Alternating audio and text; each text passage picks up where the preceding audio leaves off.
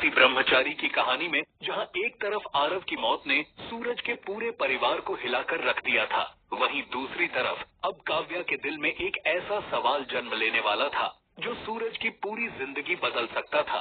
और सबसे बड़ा सवाल ये है, क्या आरव की मौत का इल्जाम काव्या खुद सूरज पर लगाएगी? क्या सूरज की लापरवाही की वजह से आरव ने अपनी जान गंवा दी? जी हाँ दोस्तों, आरव की मौत और अरविंद जी के कोमा में जाने के बाद सूरज पूरी तरह टूट चुका होता है, लेकिन आंसुओं के साथ साथ उसके अंदर बदले की आग भी जल रही होती है। इसीलिए सूरज सीधे मिनिस्टर जी के ऑफिस पहुंच जाता है। सूरज गुस्से में मंत्री जी से कहता है, मंत्री जी, आपने मुझसे वादा किया था कि बिल्डर स्कूल की जमीन छोड़ देगा, लेकिन वो तो उस जमीन पर इतना बड़ा प्रोजेक्ट बना रहा है। मेरे पापा का सपना था कि वहाँ गरीब बच्चों के लिए स्कूल बने। अगर आपसे जमीन खाली नहीं हो रही तो साफ साफ बता दीजिए, मैं अपने तरीके से जमीन खाली करवा लूंगा।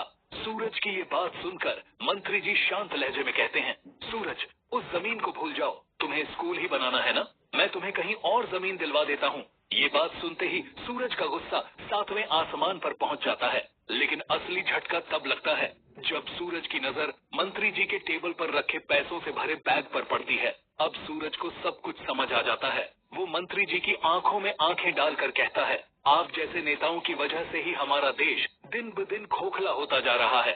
जन सेवक के नाम पर आप लोग समाज पर काला दाग हो। आप गरीबों का हक मारकर अमीरों का पेट भरते हो। सूरज मंत्री जी को खूब खरी खोटी सुना देता है और फिर गुस्से में कहता है, मैं वादा करता हूँ ये IAS सूरज सिंह आपकी हर काली करतूत पूरी दुनिया के सामने लेकर आएगा। लेकिन कहानी का सबसे बड़ा ट्विस्ट तब आता है जब सूरज निराश होकर घर लौटता है। काव्या उसके पास आती है और बेचैनी से पूछती है, All IT professionals, if you or your friend are planning to construct a home, this is a must watch. सूरज निराश होकर घर लौटता है। काव्या उसके पास आती है और बेचैनी से पूछती है, भैया, मंत्री जी ने क्या कहा?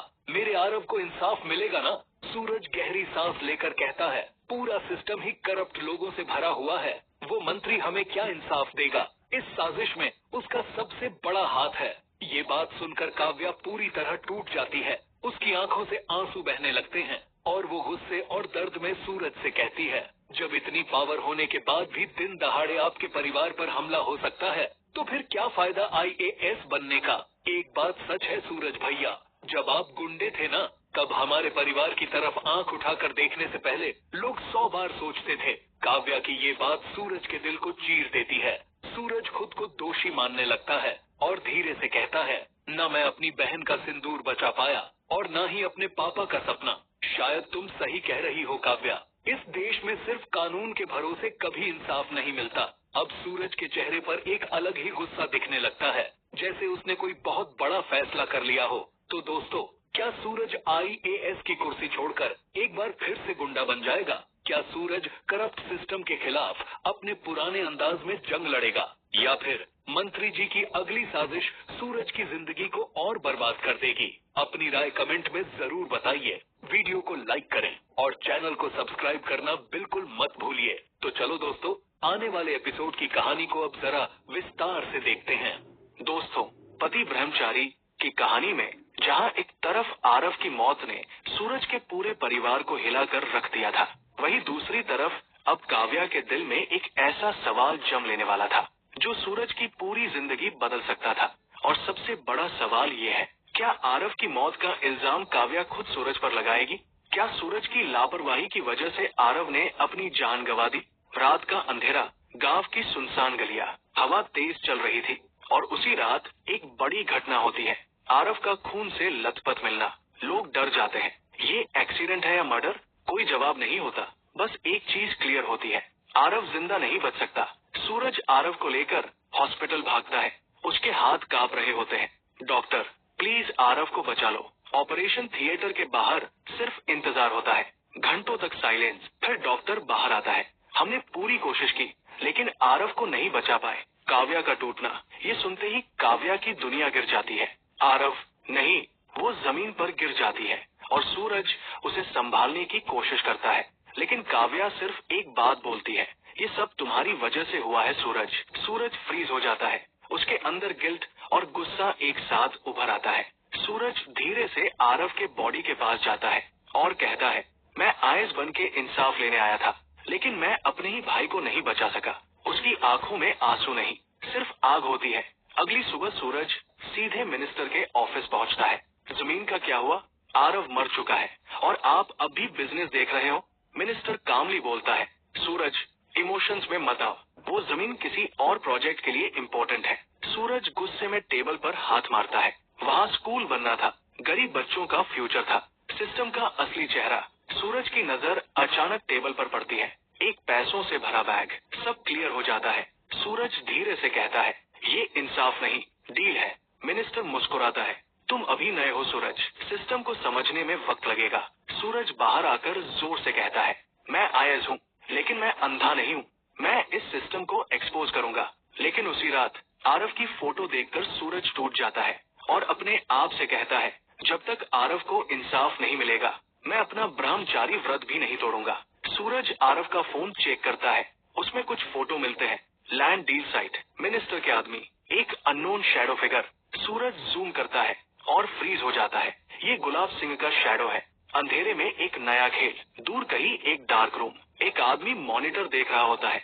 गुलाब सिंह, वो धीरे से बोलता है, गेम अब शुरू हुआ है। सूरज, तुम अब सिर्फ आईएएस नहीं रहे, तुम अब टारगेट हो। सूरज अपने हाथ में आरव की तस्वीर लेकर कहता है, मैं तुम्हारे कातिलों को छोड़ूंगा नहीं, चाहे मुझे सिस्टम से लड़ना पड़े।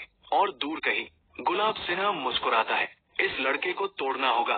दोस्तों, पति ब्रह्मचारी की कहानी अब उस मोड़ पर आ चुकी थी जहां सूरज का गुस्सा सिर्फ गुस्सा नहीं रहा था, वो अब एक मिशन बन चुका था। आरव की मौत ने उसके अंदर इंसान को नहीं, एक हंटर को जगा दिया था। और अब सूरज सिर्फ एक ही चीज ढूंढ रहा था, सच और कातिल। रात का वक्त, गांव की पुरानी लाइब्रेरी। सूरज अकेला बैठा होता है। उसके सामने आरव का फोन और कुछ ब्लरी इमेजेज। सूरज धीरे से बोलता है, तुमने मुझे कुछ दिखाया है आरव, अब मैं पूरा करूंगा। वो इमेजेज जूम करता है।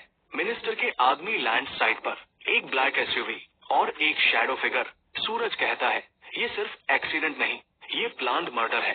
सूरज चुपके से लैंड साइट पर जाता है। वहाँ कंस्ट्रक्शन चल रहा होता है। सूरज देखता है, वही जगह जहाँ आरव का सपना था। वो गुस्से में कहता है, यहाँ स्कूल बनना था और तुम लोग यहाँ पैसा उगा रहे हो। एक गार्ड उसे रोकता है, कौन है तू? सूरज एक ही पंच में उसे गिरा देता है, मैं वो हूँ जिसका भाई यहाँ मरा गया। गुलाब सिंह का पहला शैडो रिवील। दूर एक ब्लैक कार खड़ी होती है। अंदर से एक आदमी सब देख रहा होता है। गुलाब सिंह, वो स्माइल करता है, इंटरेस्टिंग, लड़का अब ग्राउंड लेवल पर आ गया है। साथ में मिनिस्टर कॉल पर होता है, ये सूरज बहुत डेंजरस हो रहा है। गुलाब सिंह कामली, डेंजरस नहीं, अब ये यूजफुल वेपन बनेगा। सूरज घर आता है। आरव की फोटो देखकर उसकी आंखें भर जाती है। वो कहता है, मैं आईएएस बन के आया था, लेकिन सिस्टम ने मुझे कुछ नहीं दिया। और पहली बार सूरज अपने आप से कहता है, शायद मुझे सिस्टम के बाहर जाना होगा। सूरज अपने आप से कसम खाता है, जब तक आरव को इंसाफ नहीं मिलेगा, मैं ना किसी से प्यार करूंगा, ना नॉर्मल जिंदगी जीऊंगा, मैं सिर्फ बदला बनूंगा। सूरज आरव के दोस्त के पास जाता है। वो डर के कहता है, आरव ने कुछ फाइल्स छुपाई थी, उसमें मिनिस्टर और एक और आदमी का नाम था। सूरज पूछता है, कौन? लड़का कांपता है, गुलाब सिंह। सर, सूरज फ्रीज हो जाता है, ये कौन है? Dark room. Gulab Singh minister से बोलता है, सूरज ने नाम सुन लिया है। मिनिस्टर घबराता है, अब क्या करें? गुलाब सिंह स्माइल करता है, अब उसे हीरो नहीं रहने देना, उसे क्रिमिनल बनाना है। सूरज रात को अकेला बैठा होता है। गुंडे उसके पास आते हैं, तू आईएएस है ना? सूरज खड़ा होता है और एक ही सेकंड में सबको गिरा देता है। वो धीरे से कहता है, मैं आईएएस नहीं, मैं अब सिर्फ इंसाफ हूँ। ट्रेनिंग अकादमी में एक लड़की शो होती है, Isha, top cadet, sharp mind. वो फाइल बंद करती है और कहती है, सिस्टम को मैं अंदर से क्लीन करूंगी। लेकिन उसके फोन में एक नाम सेव होता है, सूरज। गुलाब सिंह सीसीटीवी देखते हुए बोलता है, अब असली गेम शुरू हुआ है। सूरज, अब तुम या तो हीरो बनोगे या फिर एक परफेक्ट वेपन। सूरज आरव की तस्वीर देखकर कहता है, मैं तुम्हारा सच दुनिया के सामने लाऊंगा, चाहे मुझे सिस्टम तोड़ना पड़े। और दूर कहीं गुलाब सिंह मुस्कुराता है, वेलकम टू माई गेम। दोस्तों, पति ब्रह्मचारी की कहानी अब उस मोड़ पर आ चुकी थी जहां सूरज की जिंदगी दो राहों पर बिखर चुकी थी। एक तरफ उसका बदला और दूसरी तरफ एक नया तूफान, और इस तूफान का नाम था आईपीएस ऑफिसर ईशा का वापस आना। 5 महीने बीत चुके थे, गांव और शहर दोनों बदल चुके थे, पर एक चीज नहीं बदली थी, सूरज का गुस्सा। वो अब आईएएस नहीं रहा था, ना ही सिस्टम का पार्ट। वो अब एक शैडो फिगर बन चुका था। लोग उसका नाम लेते ही डरते थे। सूरज आ गया तो सिस्टम हिल जाता है। एक अबैंडन गोदाम, सूरज अकेला खड़ा होता है, उसके हाथ में आरव की तस्वीर।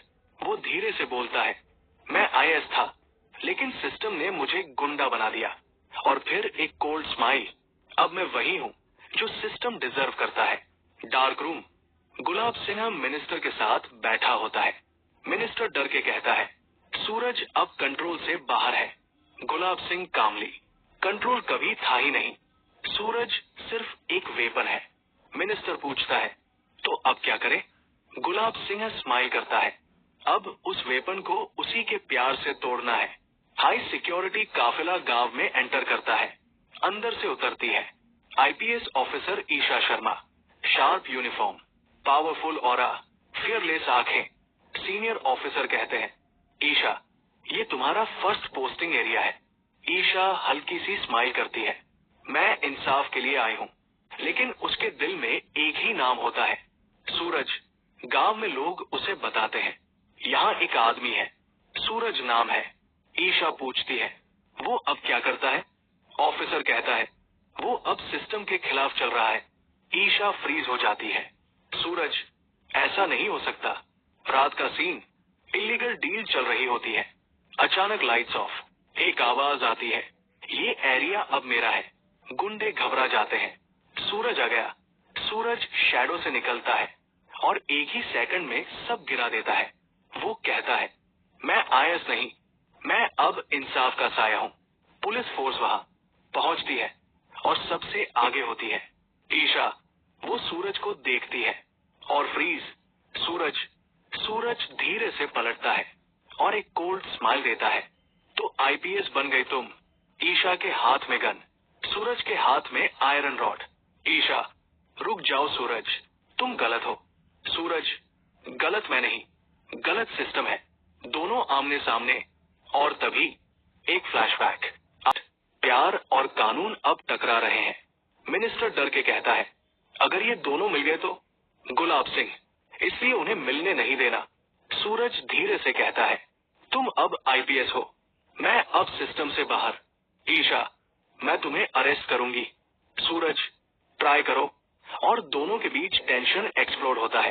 दोस्तों, पति ब्रह्मचारी की कहानी अब अपने सबसे डेंजरस फेज में एंटर कर चुकी थी।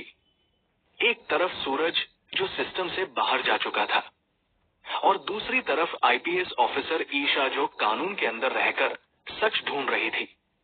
और बीच में था एक नाम जो दोनों की जिंदगी कंट्रोल कर रहा था, गुलाब सिंह।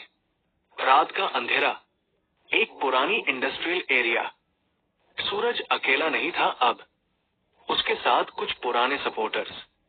वो कहता है, मैं आईएएस छोड़ चुका हूं, अब मैं सिर्फ इंसाफ अपने तरीके से ढूंढूंगा। गुंडे डरते हुए कहते हैं, भाई, पुलिस आ रही है।